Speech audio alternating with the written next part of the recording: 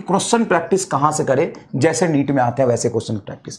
तो क्लास में बेटा वैसा ही आपको क्वेश्चन करा रहे हैं जैसा नीट में आते हैं, जैसा 2021 में आया था, 17 में आया था, 18 में आया था, 16 में आया था, 20 में आया था, 22 में आया था, 23 में आया था, 24 में आया था और 25 में जैसे 40 सवाल आए थे, एकदम सेम टू सम वैसे ही क्लास में क्वेश्चंस आपको कराए जा रहे हैं। तो क्लास क्वेश्चंस आपका फर्स्ट प्रायोरिटी है, फर्स्ट प्रायोरिटी क्वेश्चन प्रैक्टिस का फर्स्ट प्रायोरिटी आपका क्लास क्वेश्चन है।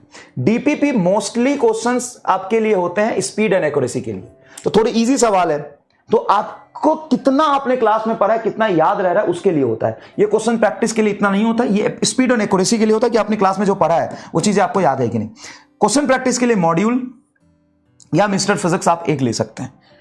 मिस्टर फिजिक्स में एक चैप्टर नहीं 30 चैप्टर के नीट के बहुत सारे रिलेवेंट क्वेश्चंस है, मतलब 6000 क्वेश्चंस का कलेक्शन है। आप देख सकते हैं ये लगभग 6000 क्वेश्चन का कलेक्शन है, जिसमें आपके असर्शन रीजन, जिसमें आपके हर तरह के क्वेश्चंस का इसमें कॉम्बिनेशन है।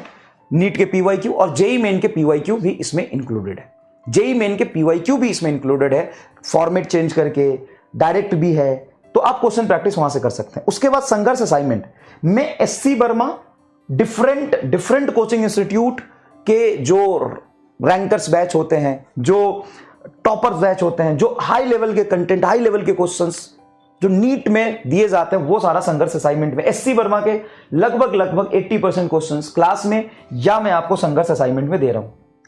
तो संघर्ष असाइनमेंट जब आप कर रहे हो तो मैं आप सभी को यह कहूंगा कि सब लोग करो, छोड़ो मत। उसमें से 23 के 23 सवाल कम से कम देख लो।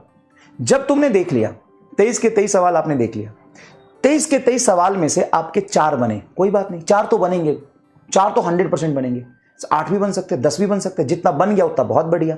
बाकी क्वेश्चन का सॉल्यूशन देख के कर लिया करो। और फिर लास्ट में तुम सब कुछ कर लेते हो, फिर भी 4 क्वेश्चन में डाउट रह जाता है, तो ना करने से तो बेहतर है ना कि तुमने इतना कर लिया। वैसे 4 क्वेश्चन में डाउट रह गया, अगर 3-4 क्वेश्चन में कोशिश करने के बाद भी नहीं है तो चिंता मत करो, तुमने क्लास कर लिया, तुमने क्लास के सारे क्वेश्चंस कर लिए, तुमने संघर्ष असाइनमेंट 80-90% कर लिया, बहुत हो गया।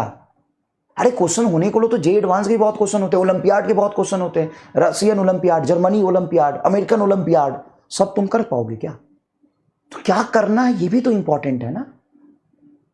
जो तुमसे नहीं हुए रिलेवेंट नहीं थे, जब इतना कोशिश करने के बाद भी नहीं हुए, और तुम्हारे लिए तो नहीं थे भाई, तुम फिर भी 40 क्वेश्चन 42 क्वेश्चन करके आ जाओगे नीट में।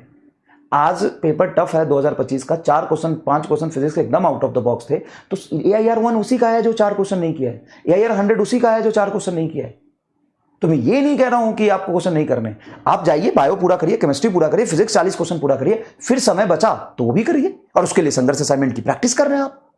सोचो, क्योंकि महामंथन में सारे NCERT के पॉइंट और एससी वर्मा के ऑब्जेक्टिव पॉइंट मैं यहां पे दे रहा हूं आपको महामंथन में।